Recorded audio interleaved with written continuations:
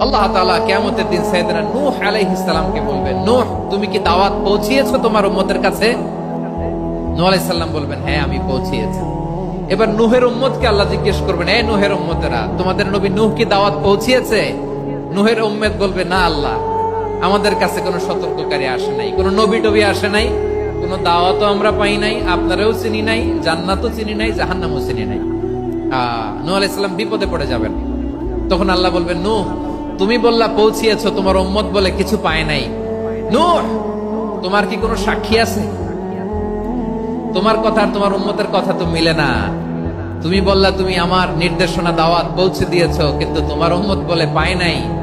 নূহ তোমার পক্ষে কোনো সাক্ষী আছে? নূহ আলাইহিস সালাম বলবেন, আছে। কে?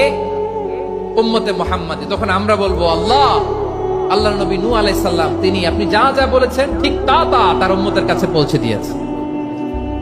এবার নূহের উম্মতের সাথে আমাদের ঝগড়া লাগবে। তারা বলবে, তোমরা আসছো আমাদের হাজার হাজার বছর পরে, তোমরা কি করে জানলা? তোমাদের সাক্ষী ধর্তব্য হবে না?